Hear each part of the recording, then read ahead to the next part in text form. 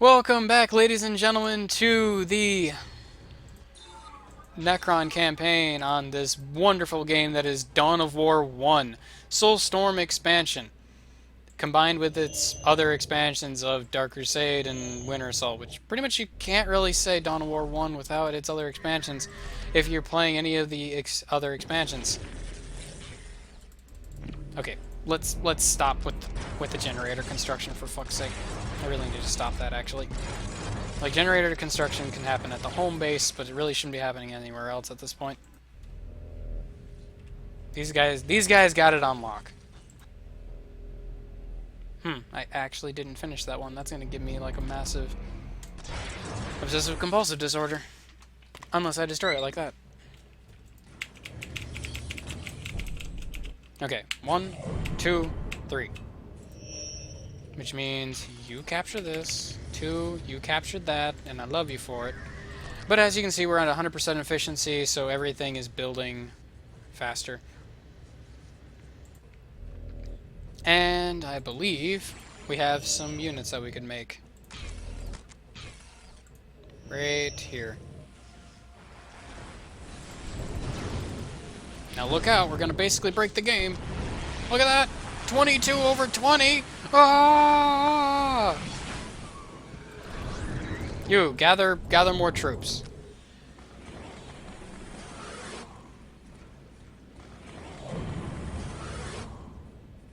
Ah! 24 over 20!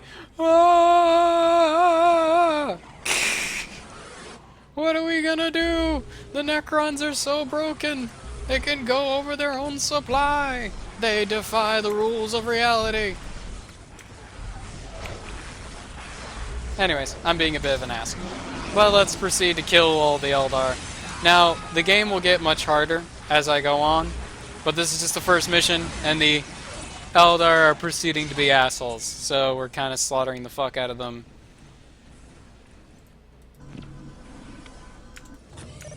They're hot. Wow. I just realized what I'm doing a little bit. The Eldar are cloaked or infiltrated and hiding in places, but I have the superior military, the superior economy, and I'm hunting them down in their homes. History will not look on me nicely. History does not agree with me in this situation. I wonder if Soviet's gonna get the reference there. But no, I wasn't paying attention. I said, I think I just realized what I'm doing. I have a superior military economy and like a military economy and everything.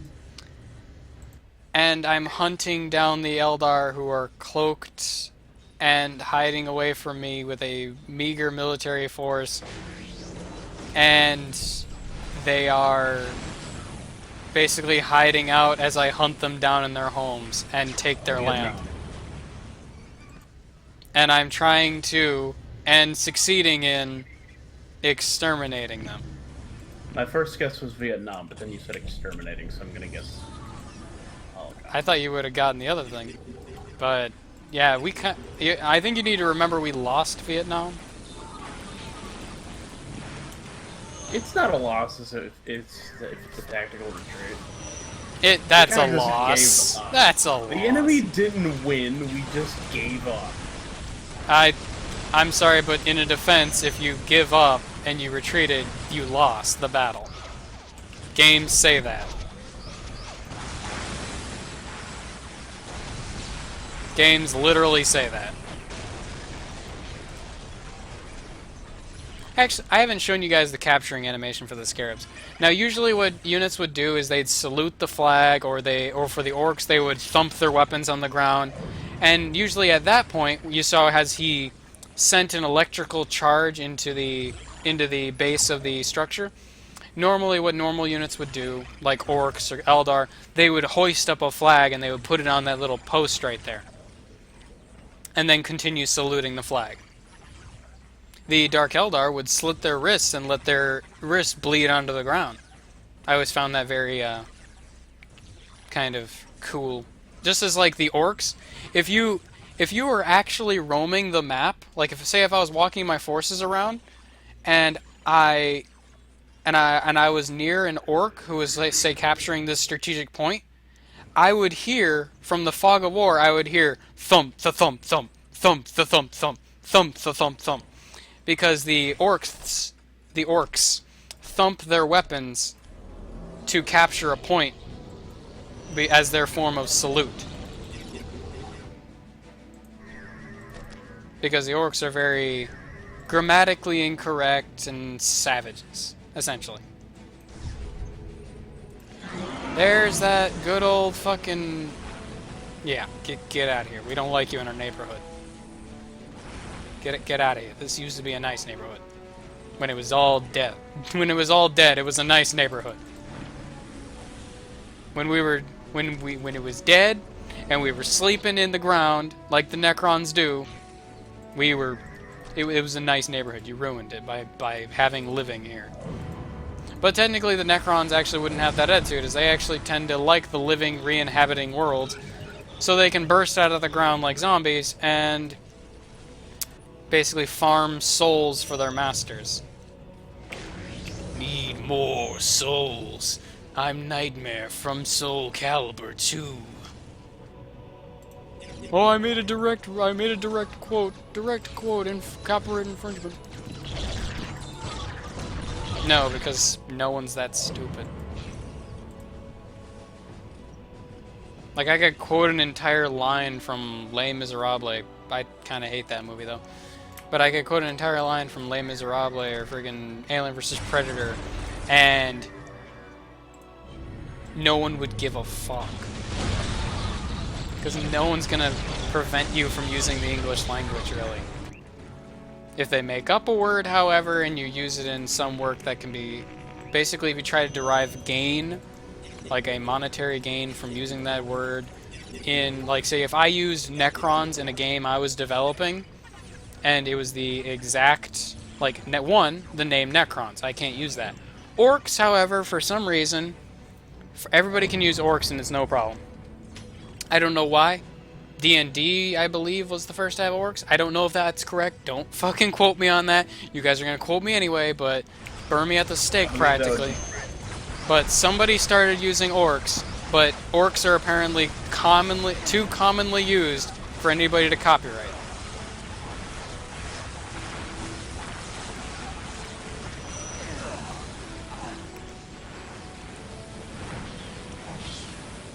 Now, as you can see, I've gotten 24 over 20. Now I cannot spawn any more units from the Tomb Spider, because the game acknowledges that, yes, this Tomb Spider is full on corpses, but we understand that you're going too far over the squad cap. Now, as you can see, I'm establishing my will over all these points. And by my will, I more mean that I am enacting my control over all the area by securing the command posts, or the listening posts, and putting command posts on top of them, aka obelisks, or listening posts, or... These aren't listening posts, these are requisition points, never mind. Anyways, but as you can see, right now I have the Veil of Darkness. The Veil of Darkness isn't doing much for me right now. I'm an invisible Necron Lord with invisible scarabs, that's about it. I'm not using the Nightbringer, which is what I got the Nightbringer from building the energy core, which is required to build the monolith. You need to have an energy core and a relic. And, well, an energy core, a relic, and you need to have the final stage of the Necron monolith upgraded. And that allows me to summon either the Deceiver or the Nightbringer. Right now I'm not using either, which is bad. And I have Solar Pulse, which you've seen us been using that, but now we're not using it, so that's bad. And Phylactery, I would say that's roughly still good, because we're using the range resistance and the regeneration and the extended regeneration. But as you can see, like, that's why you would have multiple choices that you might take for your Necron Lord, if you were thinking ahead anyway. Because depending on how you're actually going to play this battle, who you're going to play against, you would use different strategies. Because there's the Chromonatron that slows down units around the Necron Lord. There's the Phase Shifter that allows him to phase nearby friendly units and himself out of reality, but they won't be able to attack when he does use that phase shift. That actually might be quite useful for battles, because we could actually use that to close the distance, and then we could get in.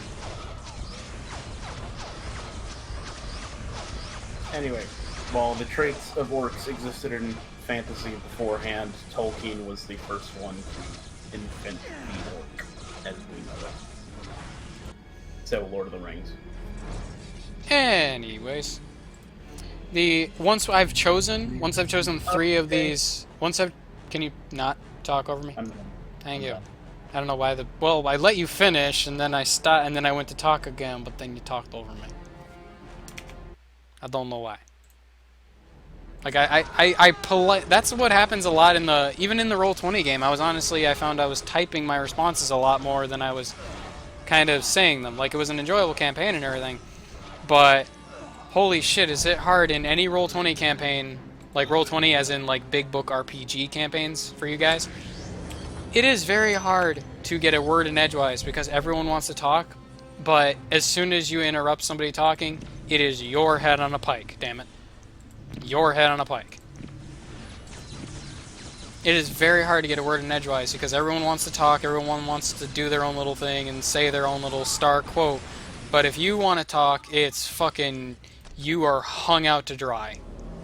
I didn't get noted for it, like, in that campaign or anything, but goddamn, he's like, I'm gonna have to, like other people were doing it too, I'm gonna have to instate a dialogue order or something like that. I forget exactly what he said, so I'm not going to try to quote him exactly.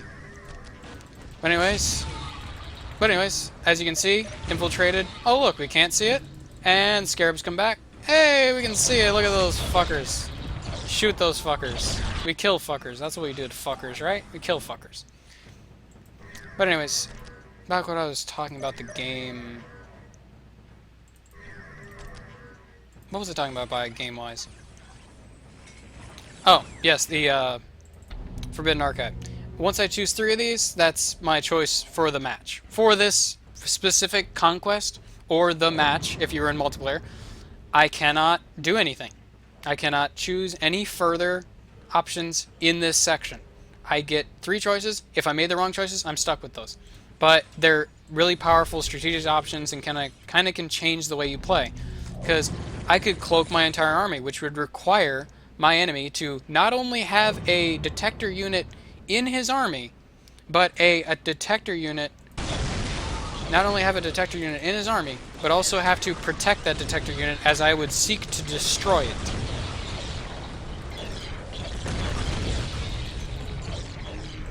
But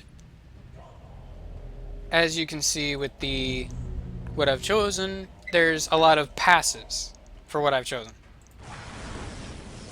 And that'll be effective if I was keeping my army all together, but I don't really need to at the moment because I'm securing my victory over the Eldar and trying to stop them from running away, essentially. It's not really so much a war anymore. So I guess you could call this dawn of genocide. Because essentially I'm wiping out a race in a fucking province and trying to eliminate them fully. I still haven't found their main base. Eldar, I believe the AI doesn't have to abide by the traditional spawn rules of the map. So he could spawn, frankly, anywhere. While on an actual multiplayer map, you have to adhere to the spawn locations regardless of where you're placed. There's a 1, 2, 3, 4 or a 1, 2. It will spawn you in those locations and nowhere else. Meanwhile, in the campaign, in both Dark Crusade and in Soulstorm, the enemy can actually spawn in a very random location next to no requisition points whatsoever. Which is usually where the game tries to spawn you, is a point where there are several requisition points around you. And a slag deposit. You know, basically a very balanced position. I think I found the Eldar's base over here, which was that thing with the webway assembly and everything.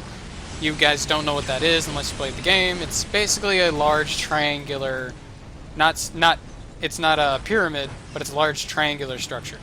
These are support portals, vehicle structure maker, aspect portal, infantry maker structure. These are a bunch of webway gates, which is obviously where he's building his supply. Like his supply like this. And this is kind of why you don't want your workers in your command group, because they'll literally just walk over to it and then stare at it, which your enemy could try to pick off your workers. If the AI was smart, he'd try to target down my villager scarabs so I couldn't detect his structures here. And this is squad 3. Squad 3, go ahead and go around and go here. You can't actually shift queue things, I see. Huh. Anyways, if you attack command, the workers actually aren't going to proceed there, so I'm going to tell them to manually move there. If you do, however, you need to capture this structure. Or this requisition point.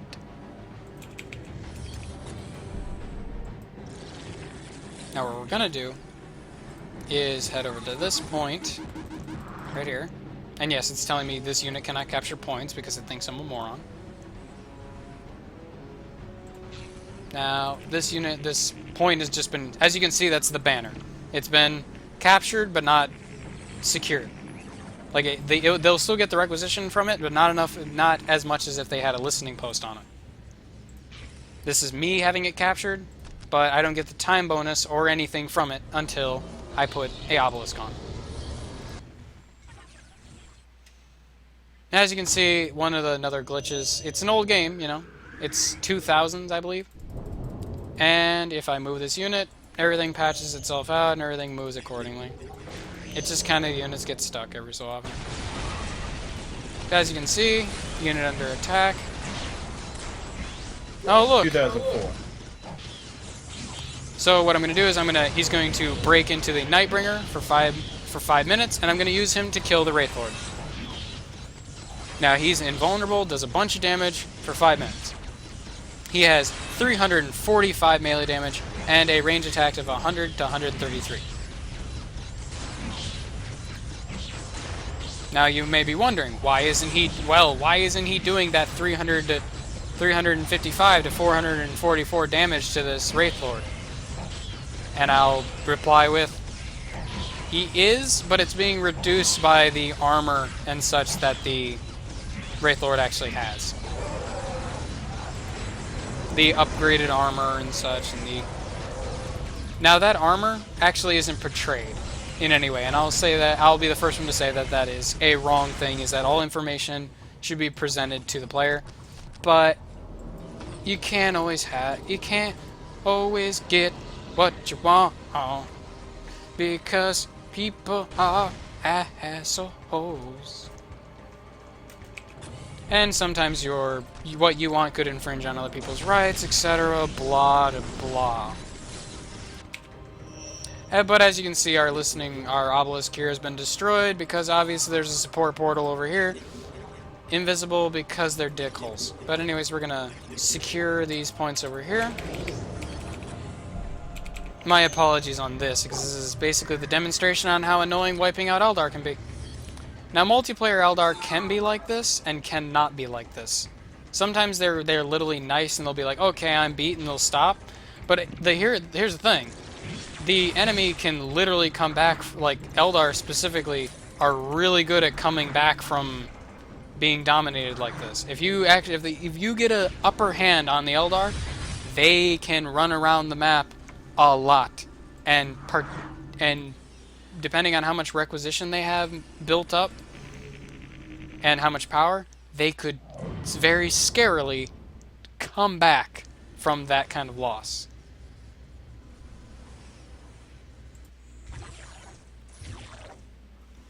But now that, as you can see, he's got a Wraith Lord there. Or no, he's actually got a Falcon Grav Tank, which is their anti-infantry transport vehicle. It provides some good damage, but not very good against structures, as you can see. Effective against infantry and heavy infantry, it can transport units. What we're going to need to do, however, is pull this unit back. That is actually the research structure for the Eldar, the Soul Shrine. That allows them to advance in tiers of tech. as you saw that I upgrade the monolith to advanced tiers of tech, they build more upgrades in that. They actually need to upgrade the aspect of war and the aspect of Cain, I believe. As they basically, it's to derive that the Seer Council is deciding to dedicate more to the war effort on this specific region. Is essentially the lore behind that.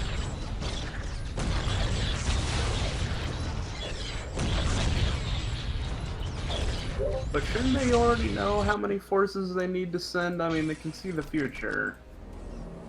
Yeah, the Eldar can see very narrowly in the future, as we've seen in a lot of games. They can see narrowly. Eh. They can only see their part in the future. They can't see that they lose the battle. They can see what's going to happen there, and they can decide to intervene, essentially. Like, for instance, right now, why the Eldar, in this actual timeline, like in Soulstorm, why they have come to this planet is because they know that the Necrons are going to actually arise as the living arrive on the... as they feel that enough living have cultivated in this system, and they want to make the entire system of Korava theirs once more, as in they want to kill everyone, build a bunch of their own structures on this world, and then move onward to conquer other systems, or they can simply go back to sleep, which they'll bury all their structures beneath the surface of the planet. And, well, the several planets in the Korava system. Although it is implied in the ending of every, like, if you do win as the Necrons, it is implied that you essentially built up all your structures, made it a tomb world, and then you moved on to conquer other Korava systems. I don't think many people would be satisfied with, and then you went back to bed. You dealt with those kids that were disrupting your sleep, and then you went back to bed. I'd be satisfied with that. Why would you be satisfied with that? Because I want to get the fuck back to bed. Well, some people want to do things. You see, the difference between me and Necrons is that their goal after waking up is to murder all of creation. My goal after waking up is to get back to sleep. Then why are you awake right now? Because I'm purposefully delaying my goal as long as possible, because I need to stop going to sleep at 7 in the morning. And waking up at like 6 in the afternoon. Yeah, I'm still really sad that I'm still really, really sad that I fell asleep during that Roll20 campaign, so much that I missed an hour of it, it looks like. I'm really sad. I'm more... and I'll be honest with you. This is another thing of me being honest, where a lot of people wouldn't be. I am sad about leaving the other guys without stuff to do campaign-wise, but I'm more sad... Like, I didn't leave them so much with nothing to do campaign-wise. I wasn't the GM or anything. But I'm more sad that I actually could have taken part in... I could have taken part in more stuff, and as a whole, my character didn't get to do more. Because I neglected my duties as someone who chose to partake in the Roll20 campaign. Now this is what the Deceiver can do. It can summon a fake monolith that doesn't do real damage. It actually does no damage at all, except for it can disrupt with its massive nuke beam thing. However, the Deceiver has 24 to 31 range damage that it does, I believe, in a AoE. It actually does damage to multiple targets, but it doesn't do that much damage. But it's seen as many as the better choice because it causes a lot of disruption. And it has the ability to warp the minds of the enemy, capture, causing a lot of infantry to essentially not causing a lot of infantry to fight each other. It can cause all the infantry around them to fight each other and anything else. It also summons a Restored Monolith, which the Restored Monolith sticks around. The illusionary Restored Monolith sticks around after the Deceiver has been killed. Or died, essentially. After the 5 minutes, of course.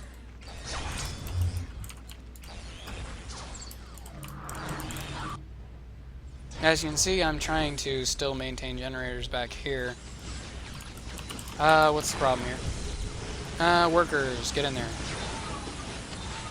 Yep, there's a support portal. And several webways. Webway gates like this allow them to teleport around the map. Basically, they can teleport between them. That's a fucking... That's actually a decent army. As you can see, the Eldar mustered an army. They mustered up an army. And they're gonna make me feel blue. I'm feeling pretty yellow, fellow. So I better kill them before they make me feel a bit on the green side of life. Puns.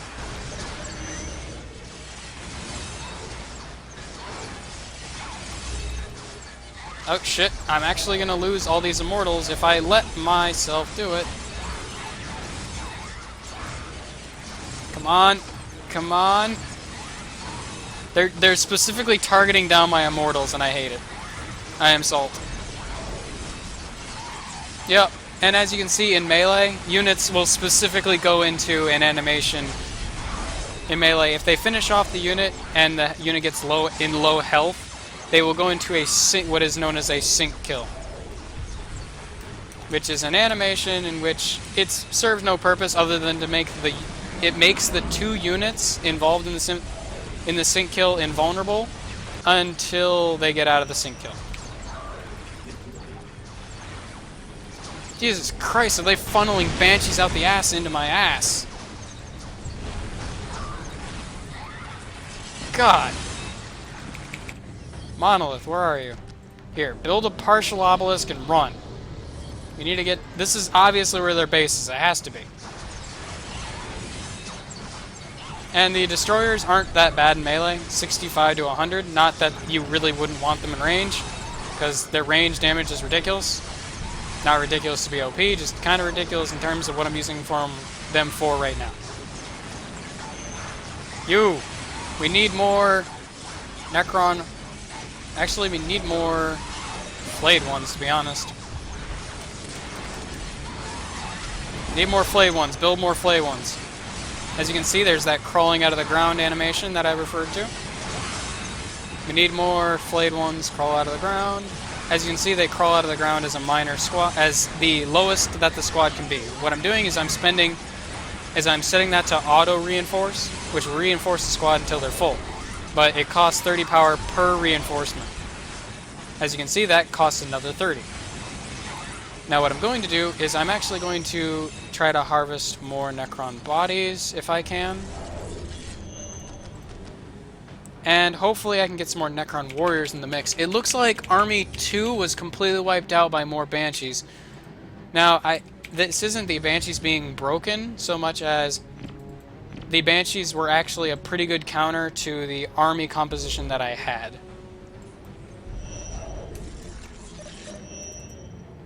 In truth, I probably should have teleported those units out, to be precise. Now, what are these? 1? Yeah, these are 1, so I'm going to add these to 1. You guys aren't part of 1 anymore for some reason. Now you're part of 1. As much as I would like to take those out, I can't. We're slowly retaking this area back.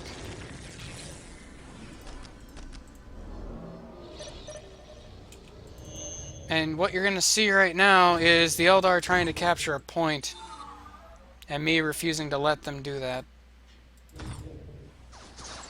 There's more Banshees. Units are... And what they're doing right there is they're kneeling to capture the point, which is hoisting the flag. It doesn't make much sense, but, you know, not everything in a game has to make sense, specifically to the lore and such. Anyways, what we're doing is trying to stop them from capping the point, but what we're having to deal with is that they have an entire army of banshees. Please don't kill the scarabs. Please don't kill the scarabs. The scarabs are my love child. The scarabs are my love child. Engage them, damn it. But scarabs, stick out of there. Get out of there. Get out of there, man. They're actually trapped in the middle of the banshees, and they're out. Some of them are, anyway. Problem is we actually need to... There we go. The rest of our units are in there, and they're going to start losing morale a lot because I don't know if it stacks, but the flayed ones have a passive aura that makes them reduce morale. I told you this earlier, but hey, refresher courses are always helpful, eh? You stop getting hit by that. I'm going to deploy some Necron warriors outside of battle.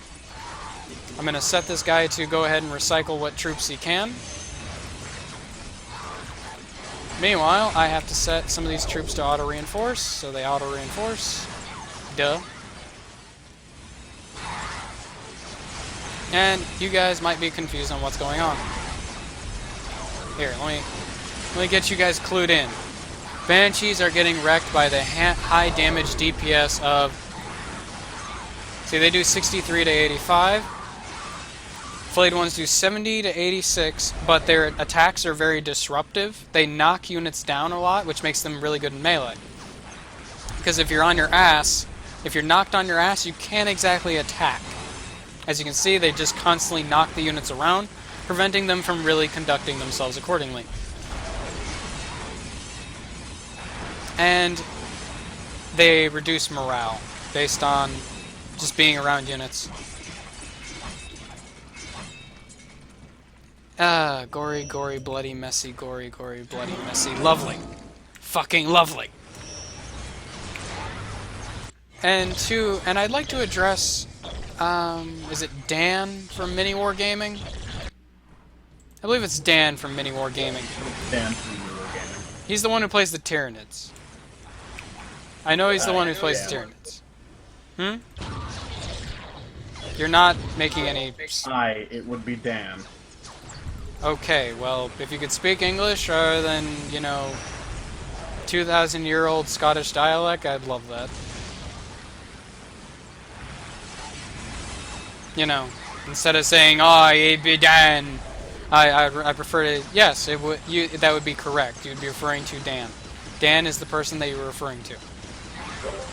I is also proper English, and I'm not saying it in an accent, so I'm saying it in English. No. No. Just no. Just a whole lot of no on that one. Anyways, where the fuck was that power generator? I thought there was a power generator around here. Just no. I'm not saying it with an accent, therefore I'm saying it properly. It's like, no. No, just no. It's like, no. If you say something... If you say Spanish slang for something, yet you're not saying it with an accent, you're not speaking proper fucking English. Reaper. Scottish people speak English. They speak their own kind of English. Just like there's English and English. There's UK English, there's British English. Australian English, American English, Irish I already English. said American, and no, you're not saying that on the stream. Fuck you. There is no such thing as American English. Annihilate your family. What's that one place in English? Anyways, I'm going to stop the video here and pick right up at where we left off. Reaper got 36 signing off, coming at you. It's a little crazy. Anyways, Reaper got 36 signing off.